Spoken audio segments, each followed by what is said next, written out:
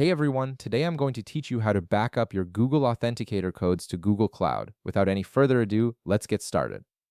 First, you'll want to open your Google Authenticator app and log into your account. Make sure you're fully signed in before proceeding to the next step. Now, here's where the backup process begins. To back up your Google Authenticator codes to Google Cloud, the process is actually quite straightforward.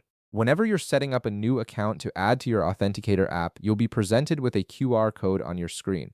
This QR code is essentially the key to accessing your two-factor authentication for that specific account, and it's what you'll need to save as your backup. Instead of just scanning the QR code and moving on, take a moment to capture and save this QR code image. You can do this by taking a screenshot or saving the image directly to your device.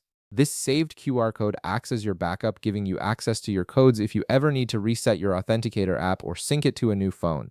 It's incredibly useful for situations where you might lose your device or need to transfer your accounts to another phone without losing access to your secured accounts. Once you have the QR code image saved, the next step is to store it securely on Google Cloud. You can upload this image to your Google Drive or any other Google Cloud storage solution you prefer.